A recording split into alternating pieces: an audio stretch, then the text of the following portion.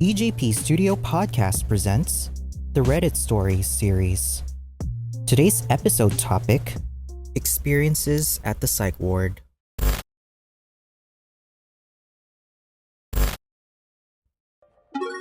Serious. People have worked at psych wards. Who is the most troubled patient you worked with?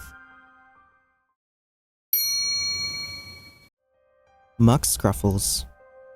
A young man was suffering from drug-induced psychosis.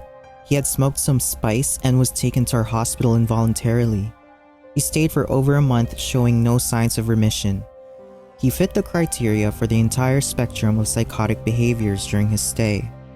However, the worst was when he would pop into reality for a moment. His face was in sheer terror, and the shaky voice stuck with me. His family broke down during visitation, and only his father could manage weekly visits from then on. From my experience, chemically induced psychosis is game over most of the time. I've seen a few people recover to a degree, but never fully. Don't mess with spice. Penetrative. I had a patient with dementia, among other things I imagine, but I was just a nursing assistant. I don't get much for patient histories, just whether they can walk unassisted or poo on their own. She was a very kind, sweet old lady.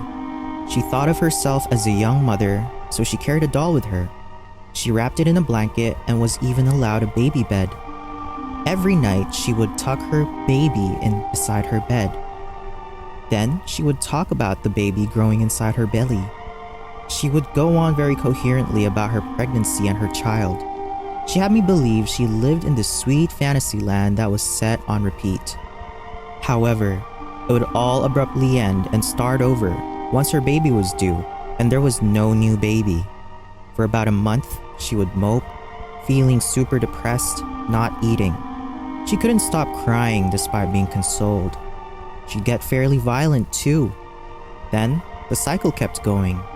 She'd just wake up one morning, and as happy as she could be, she says, "Did you hear the great news? I'm gonna have another baby."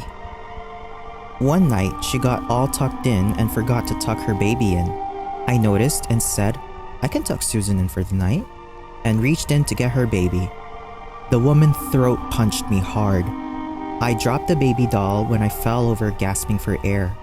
She then started to lose it as she was trying to further assault me, yelling at me about driving too fast and destroying everything she loved. When the dust settled, I learned that she was pregnant once upon a time, and she already had a 1-year-old. Both the husband and the 1-year-old got into an accident on the way to the hospital and died. She was so distraught over it. She gave the newborn up for adoption. That's why her delusions start all over again after her due date, and she'd get so mad in between. I imagine some residual guilt or anger for her loss is what caused her to throat punch me for taking her doll. When I started working there, I just thought she was some fun, old delusional lady. I never expected her delusions to have backstories. It's heartbreaking. Dementia seems horrifying enough when it's described as being confused or losing your mind. But it seems way worse when it's repeat your worst life experience over and over again until you die. To constantly be stuck in the time leading up to your most traumatic experience and reliving it over and over. This is the very definition of hell, in my opinion. ASMO. I spent a couple months working at a psychiatric hospital between finishing undergrad and grad school. We were a short-term facility that mostly took crisis clients, though occasionally we had patients who stayed for longer periods while waiting for a bed to open up at the state hospital about an hour away. There are 2 patients which I think about on a semi-regular basis. One was a long-term client. He was diagnosed with severe treatment-refractory schizophrenia. He'd been living with early-onset schizophrenia since his teens. He was in his 60s when I met him, and had cycled through psychiatric hospitals for most of his life. His formal thought disorder was so pronounced that his speech was almost unintelligible, and he had a guardian ad litem to make decisions for him. By the time I started, he had already been there about 2 months and everyone knew him. He was nice enough, and all he pretty much wanted in the world was a cigarette. which he was not allowed to have. Occasionally, he'd act out, slapped a female patient with his bricked penis once, and so I started getting put on more one-to-one shifts with him. We started to get to know each other, and he seemed to warm up to me. But he got really frustrated once and punched me in the back of the head. The next day, he came up to me and said, "Sorry, Juba," my nickname from him, and gave me a hug.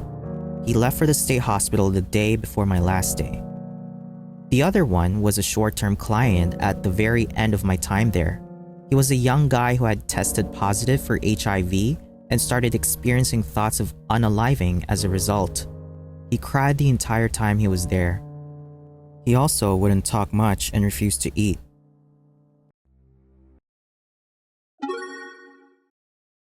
For anyone entering psychology or being assigned shifts at psychiatric wards, these stories offer more than clinical insight. They're emotional blueprints for resilience and empathy. Each patient, whether lost in drug-induced psychosis, dementia-driven delusion, or treatment-resistant schizophrenia, reveals how mental illness distorts time, memory, and identity. These aren't necessarily isolated cases, but reflections of systemic gaps and the emotional labor required from caregivers, like the young man with HIV, the woman reliving her trauma, and the man who apologized after an outburst all show how fragile and human these moments are. It is highly encouraged to practice deep listening, trauma-informed care, and sustainable support systems. They remind us that behind every diagnosis is a story worth honoring.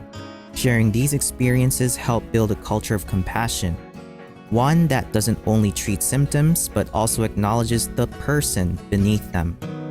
Moving forward means carrying these lessons into our schools, hospitals, and communities with humility and purpose, and not judgment or stigmatization. Anyway, back to the stories. Snert Soup 12. People who've been in psych wards, what was your experience? Aradii 6. I spent some time in wards. I think the worst was when I was 14. A 3 or 4-year-old girl was admitted. She wouldn't stop crying and trying to pull her hair out, so the staff put her in a quiet room. She just kept yelling at her to stop crying and to stop pulling her hair out. She even yelled at her for wetting herself. I couldn't sleep, so I offered to try to console her, and they let me. I let her sit on my lap, and then after that, she started calming down and went to sleep. She wasn't really the most troubled, but her age made the situation the most upsetting. I think she was just really scared. I left her in the quiet room with the staff.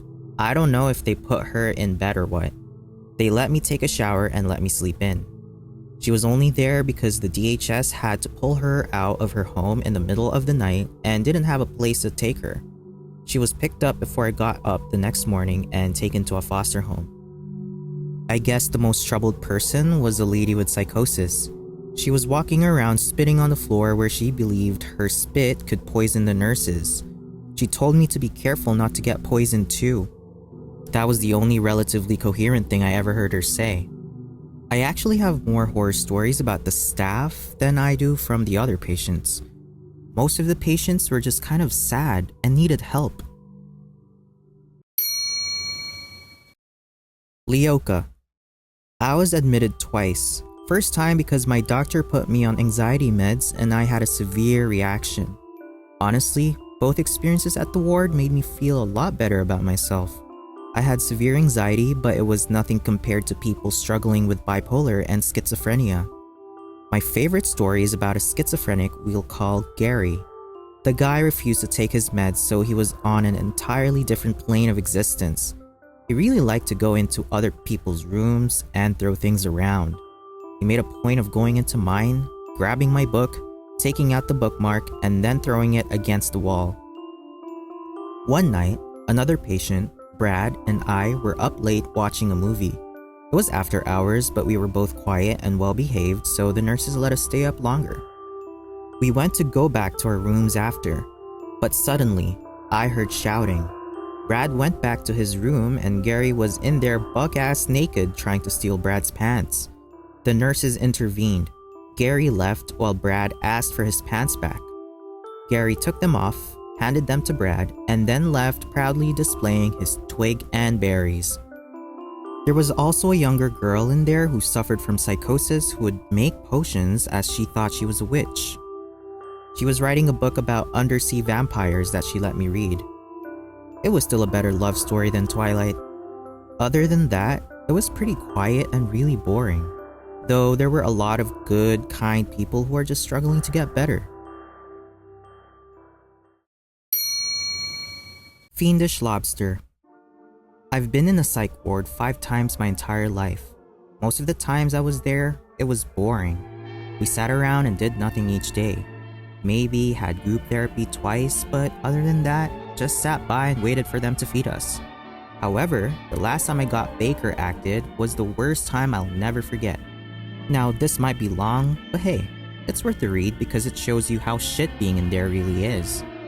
I was taken from the psychiatrist's office, headed straight to the hospital. You stay in isolation for about 8 or 10 hours until they clear a bed for you upstairs. Well, they forgot to feed me. Anyways, you stay in your own small little room with a hospital bed and a sink. All alone with a TV, but it's always on the news channel, so you just have that for 8 hours straight. On the bright side, you can see what time it is every now and then because of the news. There was a middle-aged woman having an entire meltdown in the hallway and was banging on everyone's window, including mine. Then, they finally take you upstairs to the actual unit once you've been processed. That wasn't fun for me either. I was 19 at the time, so the nurses would often ask me why I'm there. I'm too pretty to be hurting myself and all. Some would talk about how Jesus loves me or whatever.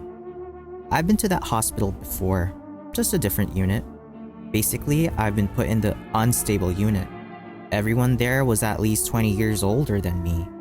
I ended up getting sexually harassed by one of the patients. He's 50 there. I told the nurses and they took him aside and just scolded him, but nothing happened. He kept harassing me throughout the day. I would just stay in my room to avoid him, but it didn't work, as he would just keep walking past my door, calling out my name. My parents came to visit and I told my dad what happened. He caused a big scene, as he should, and demanded that I be transferred. They refused at first, saying it was my fault for not saying anything. The thing is, I told them. All they gave him was a timeout and said he's mentally ill, which I get, but still, it doesn't excuse what he did. That's only after my dad threatened to call the cops they finally transferred me. I had to be transferred to the old people unit because the stable unit didn't have any beds. The stable unit was much nicer. We had actual group therapy and games and stuff. The other units didn't have anything, so I think it was a bit unfair. Mental health care often lacks consistency, yet the long-term lesson is clear.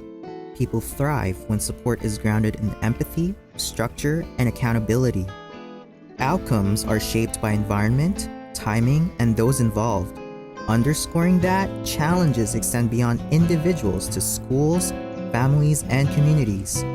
This calls for collective responsibility and awareness. Acts of compassion, even small ones, can restore dignity, while systemic shortcomings highlight the urgent need for reform. When insights from lived experiences are shared across community, schools, and family settings, they create momentum for sustainable change. The way forward is to prioritize reliable therapeutic practices, ensure safe and respectful environments, and strengthen community support networks. By embedding these principles into everyday systems, reflections and advice become more than temporary lessons. They evolve into lasting guidance for building healthier, more resilient structures that benefit people over time.